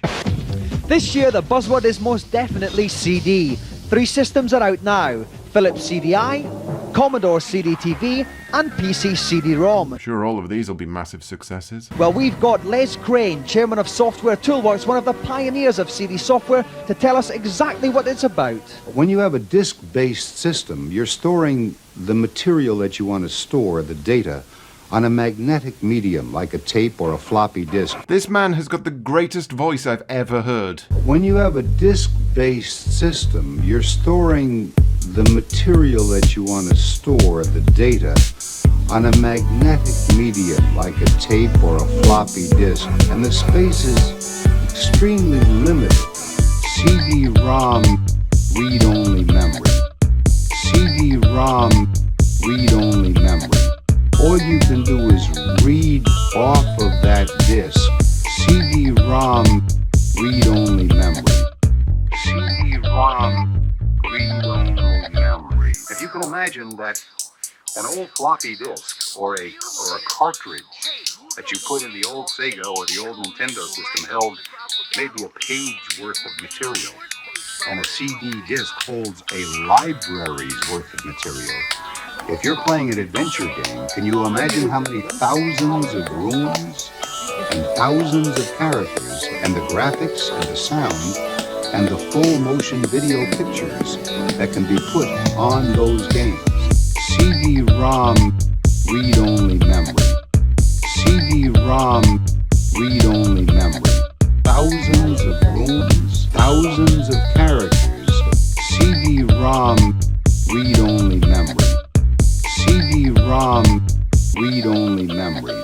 Celebrity challenge time, and of course it's a football game. Striker is the canvas and our artist is some guy. I don't know, he probably does a sport. For this challenge, young Ben McCluskey is taking on one of the greatest left-footers since Pope John Paul I. Aston Villa and England winger, Tony Daly. Now, Tony, I know you've had a bit of problem with the legs since you've been on the camp. Yeah, that's right. I've done a bit of training this morning and a bit of scaffolding fell on me. So, big apologies to Big Ron for that one. Football jokes, maybe. I don't actually know. Ben, young man, what team are you playing then? I'm playing Italy. And what type of game are we going to see from you? He's very, very good, this guy. Well, I might do a few passes, but I'm going to try and score and cream him, really. He might do a few passes, but he's going to try and score. Has he not just described the tactics of every single football game? So we have Ben kicking off. He's Italy in the blue playing down the pitch. Tony's England in the white playing up the pitch. And it's good defence from Italy there. Oh, someone's down there. Oh, a bit of dirty play from England there. Glasses. Oh, it's a shot, it's a goal! Italian goalkeeper. Now, the Italians aren't getting enough distance on those goal kicks. How do you get more distance? If they bring that line right down, it'll keep it low and fast all the way up the pitch. Oh no, dispossessed! Oh, it's in! Tony's been absolutely brutal here, and he does not give the slightest shit that this kid is more than half his age. And you know what? Good. Teach him to lose early. It's the best way to set them up for life. And it's funny. Now Ben is in the blue Italian shirts playing up the pitch. Tony in the white shirts of England playing down. And it's all England again.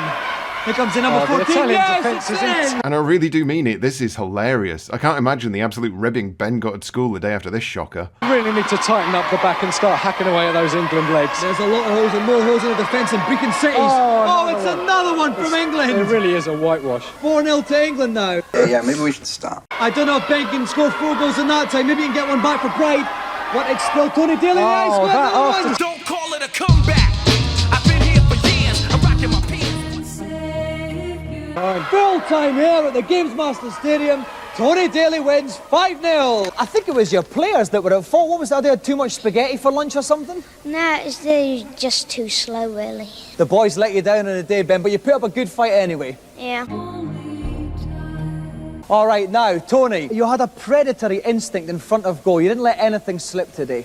That's right. I think that's answered my critics saying about my finishing in front of goal, I think. Yeah, good way to silence your critics. Beat the living fuck out of a child live on television. This was absolutely wonderful, and the first time I've enjoyed a sports game on GamesMaster, because I just think children need taken down a peg or two. Speaking of which, Patrick's on form in the consultation zone. Hello, GamesMaster.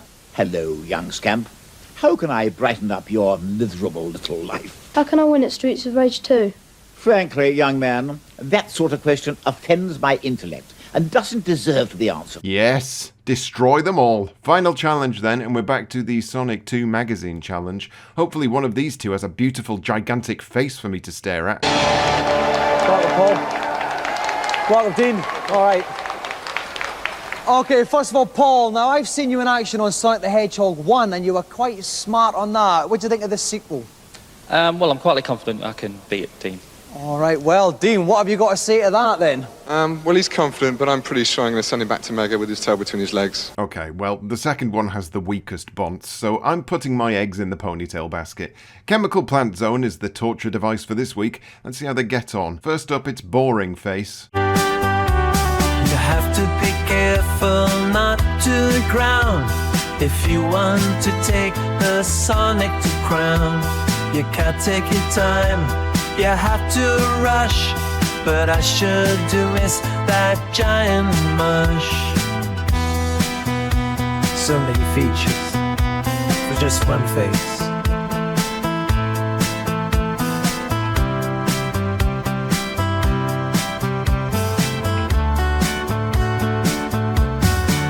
His face is normal, yeah, it's like an inhibition, but the best face man didn't win the competition. He had a face that I chisel into granite or stone, but now we have to watch this guy be Chemical Plant Zone.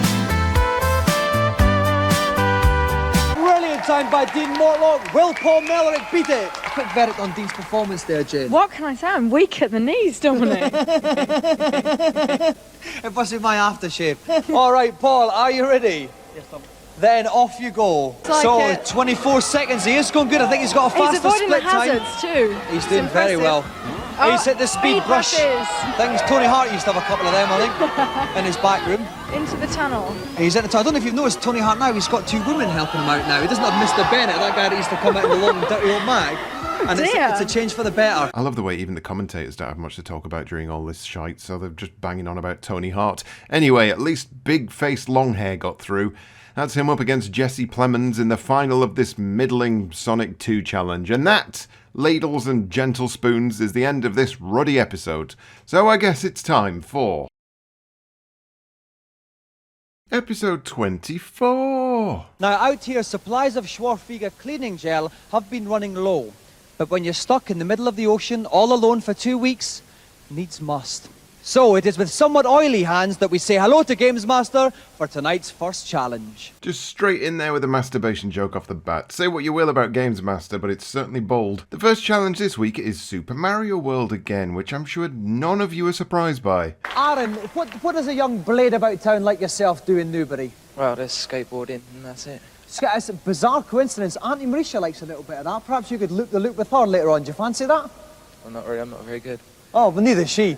Okay. What is this banter? 15 seconds for the challenge. What's some of the biggest problems you'll face? Well, the jumping and the timing. Jumping in the timing. So watch out for those ones then. Aaron, if you'd like to sit yourself down, we'll get ready to start.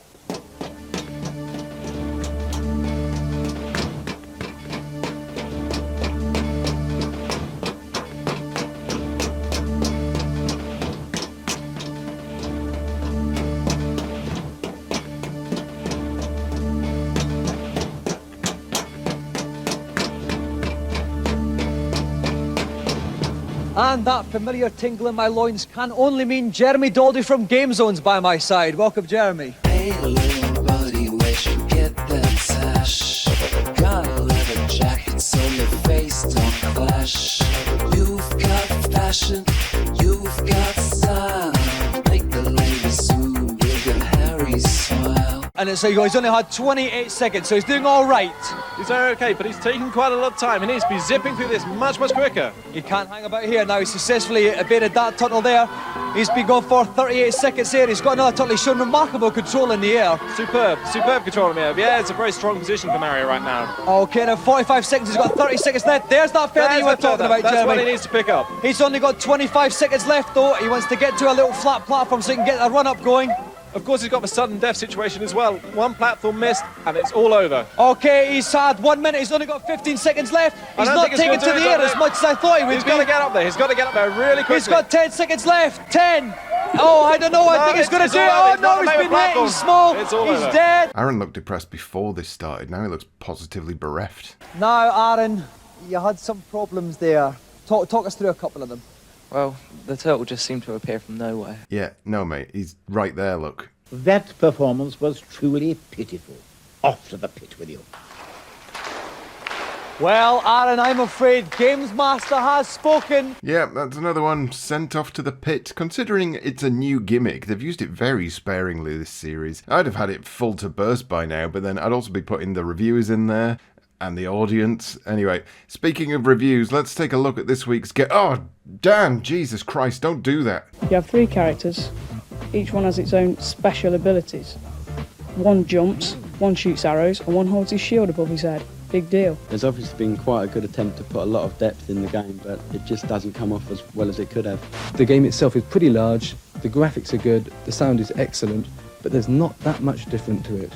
This may be the strangest review yet. It's not particularly my cup of tea, but it's a puzzle platformer that's relatively unique. It looks and sounds pretty good to boot, and every reviewer shits on it, and then it gets a score of 80%. Wonders never cease. Megalomania's next. There's a hell of a lot of depth to it, and there's some really great graphics in there. The more experience you get of the game, the more intelligent your people get. It could get to the stage where your opponents come out armed with sticks and you give them full offence with nuclear weapons. There's a lot of humour, there's a lot of tactical play, and you've got to think hard to win. 87%, probably about right. Joe and Mac on the Game Boy is disappointingly next. The characters blend in with the backgrounds too much. The gameplay is not bad. It's a fairly average platform game. The game is tough, but it's frustrating. It's not something you're going to enjoy playing, and Mario Land 2 is a better bet. Yeah, all decent reviews this week, but forget about that, Tosh, because it's time to catch up with the country's greatest games player in the whole wide world, who reached a staggering height of roughly 3 consecutive wins this series, a number I can't even begin to fathom. It's Danny Ruddy Curley. I was born in Manchester, in a hospital called Crumpsall, and 6 years later I started playing video games. When we got that first joystick, I remember it well, he said to me, "I'm going to be the world's greatest games player." I laughed at him, of course, but, well, since then, no one's been able to touch him, have they? Apart from when they did. I first heard about the UK Sega Championship through an article in a magazine. I had confidence in myself, entered the Manchester final, went to the UK final, destroyed everybody, and went for the European final, which I won easy,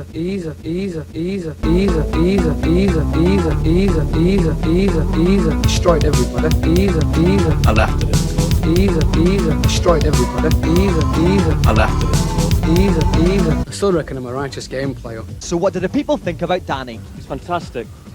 Utterly fantastic. Maybe a little bit better than me, but it's alright. Who? He could definitely beat me. Well, I think he's not bad as it happens. He's like God, like He's Jim God. Marston all over again. Magic. His dexterity, his unflagging ability to play 10 hours on end without food, light, qualifies him as a major video game mushroom. Finally, Danny, what's your message to the world? If you want to be a true games tester, play hard and do good at school. If you want to be a true champion, then forget it, there's only one, me. Daniel Curley, we salute you.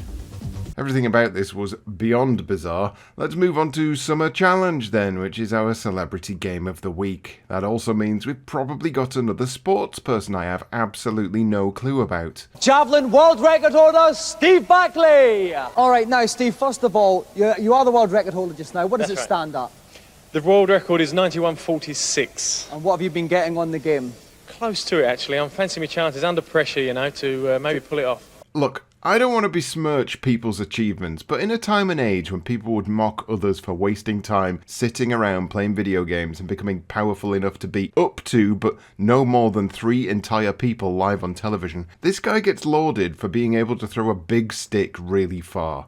How do you even get into that? Do your parents get you a little practice stick when you're 6 years old and you go outside and see if you can throw it over the garden fence? Just picture the scene. Your proud parents watching you from the kitchen window as they see just how good at throwing a stick you really are, and they decide you should concentrate all your time and energy for the rest of your life into being able to throw an even bigger stick even further.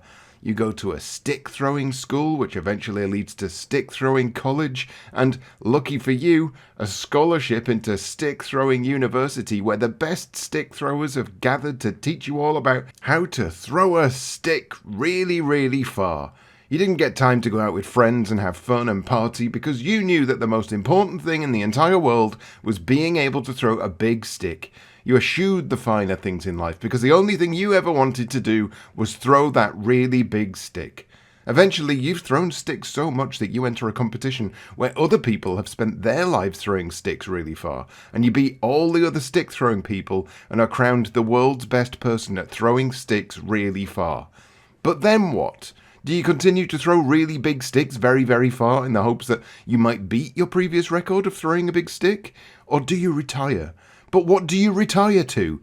Would you simply throw sticks casually from that point onwards? Maybe just for an hour or two a day? Whatever the answer, do you lie there in your retirement, on a sun lounger in Barcelona, next to your long, thin wife who you may or may not dream about throwing across a big field, and you think to yourself, I've lived a long and full life, but most importantly, I am the best person in the world at throwing a really, really big stick over quite a long distance, and I hope my record of throwing a really big stick across a big field is never beaten, because I spent my entire life practicing this one weird thing.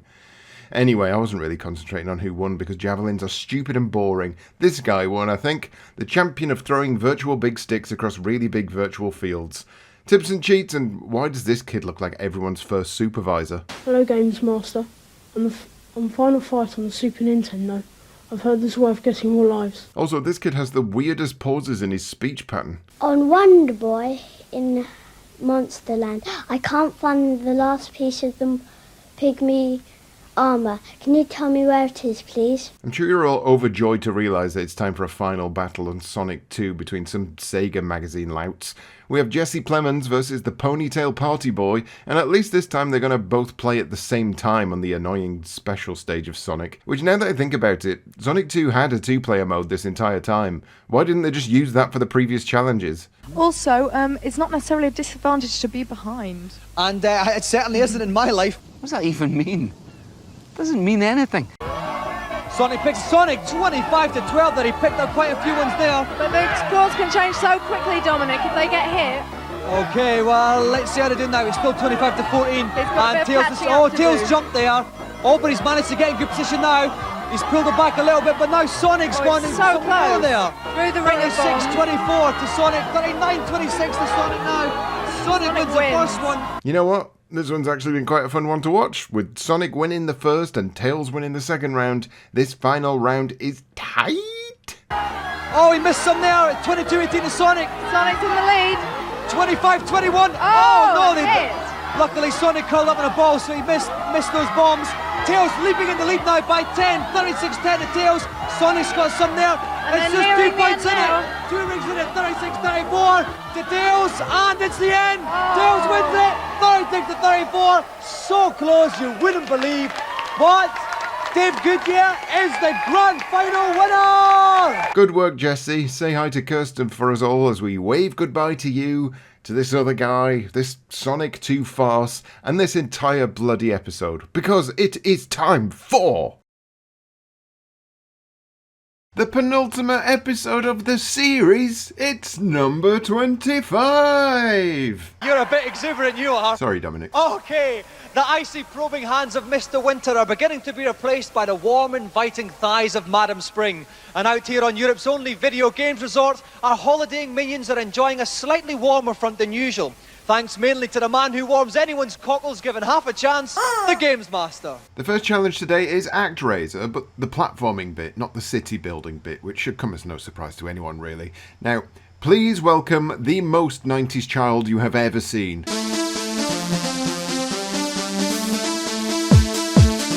Right, now, Jamie, how long have you been playing video games for? Well, some time now. Some time now? Yeah. Okay, we don't have to get specific. It's only time, Jamie, is it? Yeah. Inconsequential. Yeah. Okay, what do you like at platform games? Quite good. Quite good. Completed too. What ones have you completed? Robocod and Golden Axe. Let me just repeat that question. What do you like at platform games? And one of the answers? Golden Axe. Do I need to point out the obvious here, or have you all got it? You've got it right, yeah, you've got it. Now, is it true at the tender age of 13 you did social anthropology at Oxford University? No. It must be the next guy. This banter continues to get weirder with every episode. Tonight's man with all the answers is Keith Pullen from the Nintendo Hotline. Welcome, Keith. Hello, thanks. Okay, now, I've got a feeling Jamie's in with a shout here. Can you give him any tips to help him? Just go for it. Okay, then. Got 41 seconds left. He's doing it right for time, Pete. He's almost there. He's doing very good for time, I think. He's almost there now. He's got 6 energy bars left. We can see beside enemy the number of energy bars the Centaur has. It's quite considerable. Okay, what sort of tactics should he be using here? The thing here is he's got to watch out for the lightning. Now, when his spear flashes at the top, that means that he's going to fire lightning. He's got to watch out for that, and he's got to watch out for the spear. He's only got 18 seconds left. It's going to be very close. He's doing well. But he's got to he's got to attack. He's only got 13 seconds left. He's got about 10 more bars left of this Centaur. He's got to be quicker here. Oh no, he's going to watch. He's backing into him. No, he's got to hit him at the front. He's only got 5 seconds left. 4. He's got to hit him. He's got to go in. 2, he has to go in now. 1. Quick. Time out. Once again, pretty harsh time limit considering the boss fight at the end requires a chunk of waiting around. I do wonder if they just pluck the timings out of their arse for these challenges. Speaking of plucking things out of their arse, it's time to see what scores are on the doors for reviews, and it's racing games this week. The graphics are a little bland in some places and the sound's a bit blippy-bloppy, kind of supermarket stuff. For an NES game, it's great fun. You can almost imagine you're James Bond indulging in a high-speed boat chase. It is a good game, definitely, but its long-term appeal is possibly doubtful. I'm actually surprised I've never heard of this, as it looks exactly like my cup of tea. 80% from them, an imaginary 98% from me, because I like its chops. Now let's see if they fuck up the Micro Machines review like Bad Influence did. Like a lot of Mega Drive games, it is a bit easy, and in one player I wouldn't expect it to last more than a couple of days. If you've got a mate with you most of the time, then it's a worthwhile purchase. I'm convinced it's a major contribution to the amount of fun you can have with your Mega Drive. Now that's more like it, although it should be higher. Micro Machines is life. Dirty Racing, on the other hand. Everything about the game really just shrieks average. The graphics and the sound and the playability, it is just enjoyable, yeah, but very typical. The tracks are too thin, the cars are too wide. Tracks are too thin, cars are too wide. Tracks are too thin, tracks are too thin, cars are too wide. Cars are too wide. Thin, wide, wide, thin, wide.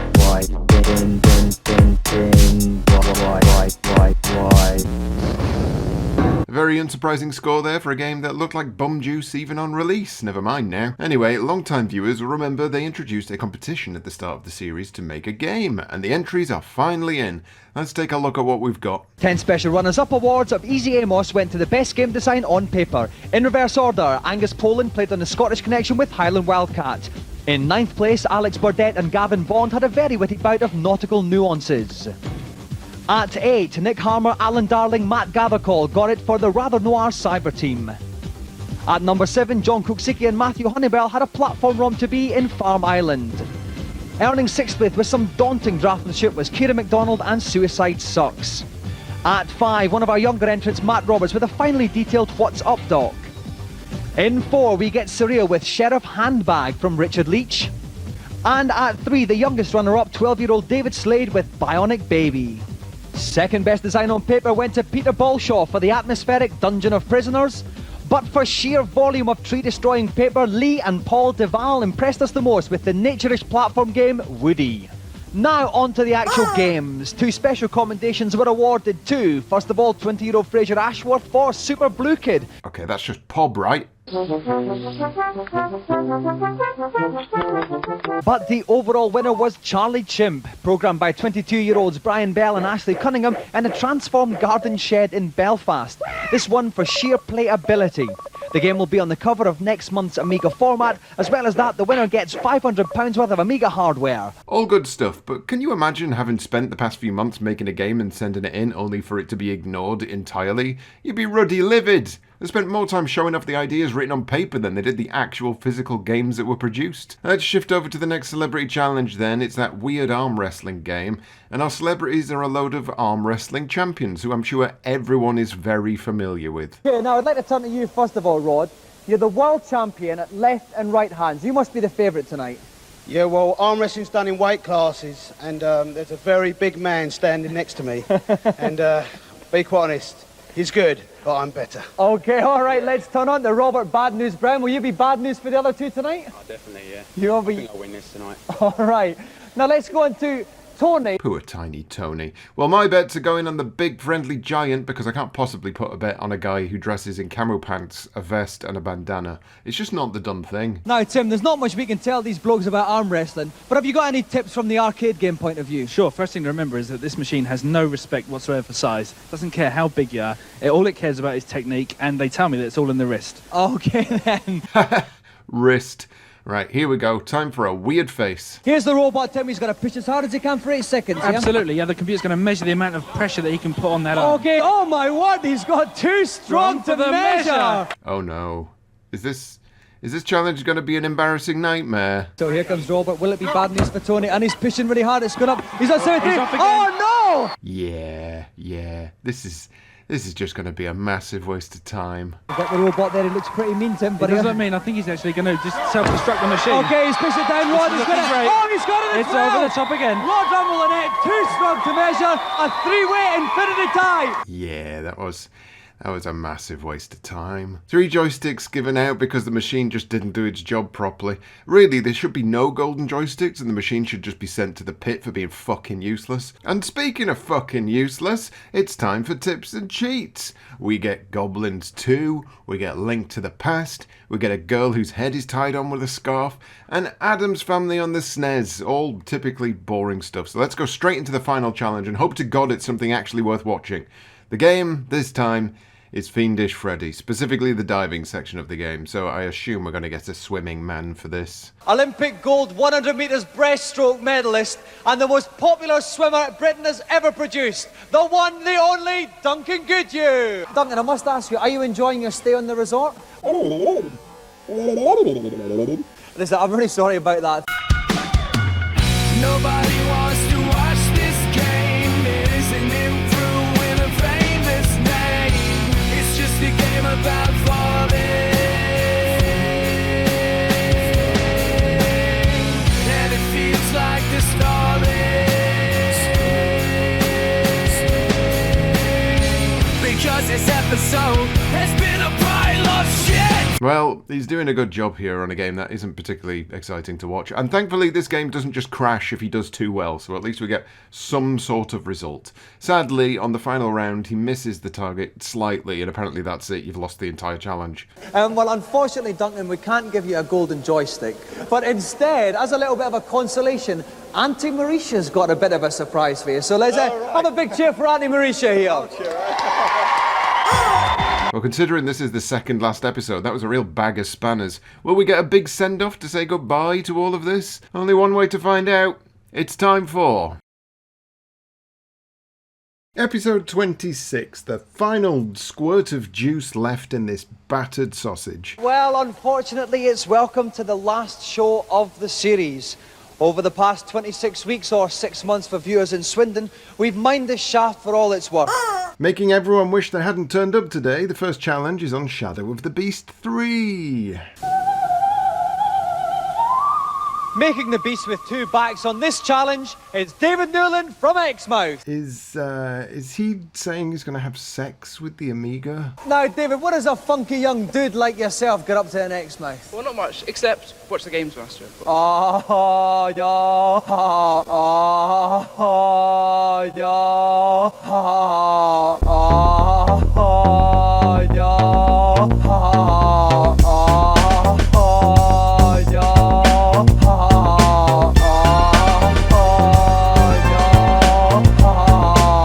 what's this guy like, eh? Listen, is it also true, David, you've been nicking Mars bars from the oil rig supplies? Well, only a few from my friends up there. Only a few of your friends. So Auntie Mauritia was right about that. Maximum bants. Well, I can always tell it's going to be a good day when Tom Watson from Renegade's with me. Welcome, Tom. Hello, Dominic. Now, Tom, Beast 3, give us some tips. Okay, well, it's not all hack and slash. That's the important thing for him to remember here. None of it is hack and slash. Okay, off he goes here now. He's got a little shuriken weapon just now. He's dispatching with some of these little Neanderthals here. That's right, he's getting rid of them. Well, here we can see the start of the first puzzle. It's this rather large leg of something. Now, what's he doing with this? Well, he's got to move it underneath that trap. You see the way the trap's swinging with the spikes? There. Obviously, if he'd walked under it, would he have been totaled? He would indeed. It would have come down on top of him. So what he's got to do is he's got to lure something else to go under it for him. Oh, huge, big, humongous beast from the pits of Nazi hell. That's right. I think that may be it. There he goes. He's following him, he's chasing him up the rear. Him. Now let's see what happens. Let's see if he can set off the He's trap, been going keep for out of the 40 way. seconds here. We see the monster. Whoa! Oh, and there he goes. Yeah, the Absolutely monster's perfect. total. Not sure that required a replay, but fair enough. I've not played a Shadow of the Beast game outside the first one, because why on earth would I then choose to play another? But this all looks very bizarre. Why is he pushing things with his shins? Here we go. He's doing well. He's getting very, very close 15 indeed. seconds left. Here, I think and it's here's just the about beast. time, maybe. Here's the big, horrible, red, humongous thing here. He's got 10 seconds left. 8, 7. He did He's it. done He it. picked with up the 7 skull. seconds left. Absolutely perfect. Quite remarkable. David, you had 7 seconds left there at the end. A very, very commendable performance. Was there ever any point you felt a bit queasy? Yeah, just the spikes at the end. Yep, that was all. No other problems. No, fine, great. Okay then, well done, David. Another golden joystick for the boy with very few, very quiet words, and it's straight over to reviews to find out if they're going to ruin their reputation even further before this all ends. It's role-playing games this week, starting with Dungeon Keeper. Unlike real role-playing games, you don't need your friends to come around and help you play. You can simply sit there and play with yourself, which is an especially favourite pastime of mine. I feel like the nuance has gone out of these euphemisms now. You might as well have just said, I like to masturbate. Everyone watch me masturbate. I love it. RPG fans will probably jump at it. 68% for Dungeon Master? Seems a bit harsh, but what do I know? Final Fantasy II's next, a game where you tap the action button for 60 hours while everyone waffles on about nout. After playing it for a while, I was actually quite into it. The reason being it's got a marvellous script and quite an ingenious plot. It's quite large, but it's not very hard, and any above average games player is going to walk through it pretty quickly. The Legend of Zelda wipes the floor with this game. Kaplunk wipes the floor with this game. I like this guy. He knows what's what. 61% for Final Fantasy II. Doubt that'll be getting another sequel. Straight over to Cyberspace on PC, which I've never seen before in my life. Millions of people, millions of places, millions of puzzles. In fact, there's only one thing I can think of that's larger. Cyberspace is a bit daunting and can probably only be recommended to PC users who have had experience of RPGs in the past. Now, after a bit of research, I can't find hide nor hair of this game ever even existing. Is this a Rock Drummer 2 situation? Have we lowered ourselves to that level? Did this exist? Can anyone find this? I feel like it doesn't exist, and honestly, even if you tell me now that it does actually exist, I don't care. I don't believe anyone. Everything is a lie. Anyway, here's Andrew Braybrook. A long time ago, when I was still in shorts, there was a classic shoot 'em up on the C64 called Uridium. Andrew Braybrook, the game's Wunder programmer, comes up with a sequel over 10 years later. This one involves the return of these giant dreadnought-type spaceships, and they have to be attacked by a lone manta craft. The manta, instead of landing on the ship, transforms into a robot which smashes through the surface. He's kind of sporting a nerdy Richard D. James look here. Before sensible soccer exploded onto the scene, Kickoff 2 was everybody's favourite footballing fantasy. The game's designer, Dino Dini, is about to restake his claim to soccer supremacy with goal. Things that it brings into the game that weren't in Kickoff 2 are, for example, acceleration and deceleration of players, and screen flipping, and you can switch between a close-up view of the pitch or a far-out view of the pitch. This is basically how they advertise every single new football game, even now.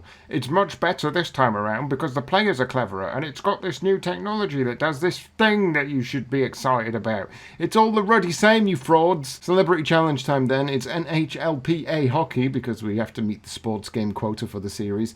And our celebrity this week is... For the first time ever, the two great sporting disciplines of hockey and ice hockey meet in a head-to-head clash.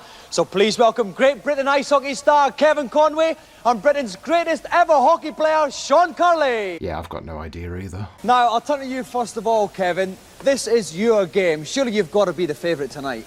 Well, it's a hockey game, so I'm expected to win it. Are you good at all the rough stuff? I get my fair...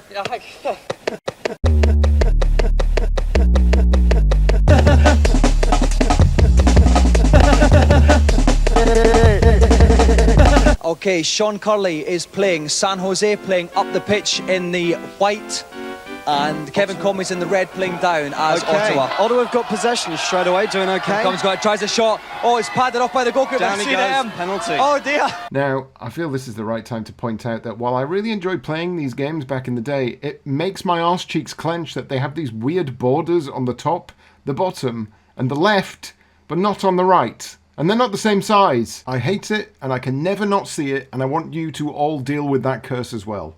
Anyway, this long and largely uneventful hockey match ends 1-0, a score that admits only one thing happened in 2 minutes. I was hoping this series would end with a bang, but it's ending up as a banger. Straight over to Patrick's nursery then, we have a cheap and New Zealand story. This guy turns up for a job interview, and that's it. Another waste of everyone's time. So straight over to the final challenge of this roller coaster of a series, and it's, of course, Mortal Kombat. For this ferocious bout of pugilism, we have two of the country's leading ninjutsu experts. Please welcome Andy Thomas and Jim McIver. Andy, first of all, tell us a bit about your martial arts experience. I've been studying and teaching ninjutsu for 8 years, and I trained with the Grandmaster in Japan and Brian McCarthy, Chief European Instructor. Okay, is this where you picked up your footwear that you're wearing here? Oh yes, this brilliant footwear, this is tabe. This is for stealthy infiltration techniques, which was the hallmark of the ninjutsu practitioner. Ninja cunt's here for me, isn't he? Okay, so I'm not going to bother picking a fight with either of you guys today. All I'll do is ask you to take your places by the machine and we'll get ready to fight. Peace on you, Dominic. All right.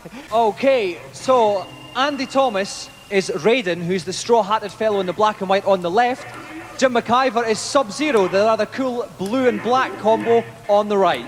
There's something gloriously lo-fi about having to set up a camera to film a CRT screen because there's literally no other way for them to get footage of this thing. Screens within screens, ladies and gentlemen. Screens within screens. This is the decider. Okay. I think they're obviously sizing each other up now. And it's a big throw. From Raiden, from Sub-Zero. Sub-Zero's looking good. He's looking very good. Lovely little fast volley of punches there from Sub-Zero. Straight in from the top. Oh, a little knee there from Raiden. Yep. It's still going on. He's frozen him. Sub-Zero's frozen him. He's got the fast punches. He's almost there. A couple more hits. Finish him off. He's That's stunned. it. He's finished him. Sub-Zero wins. So that means Jim wins the golden joystick. Wasn't exactly battle of the century, was it? All right, lovely. Now, Andy, you had a brilliant start. You were one bout up. Then what happened? I don't know, he just sort of iced me out, you know. I think we should do it for real next time. I think, okay, well, I don't think I want anything to do with that particular one. What can I say, Jim? What was the secret of your success, do you think? Well, I have got 10 years experience in martial arts over Andy, so I think that really helped me out today. Boring. Time for the finale. Well, that's the dinner gong, which means it's supper time on the rig. Andy Mauritius.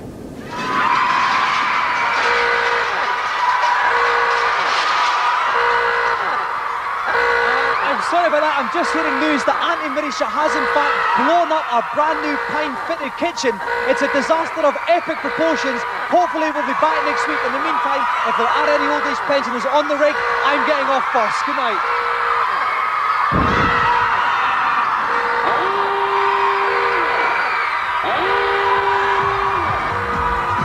As I dash for the lifeboat, leaving Auntie Marisha floundering in my wake, I've just got time to tell you can still join the GamesMaster Club. No thanks. So there we have it. Another series of GamesMaster dusted off, scrubbed down, desheathed and gently caressed.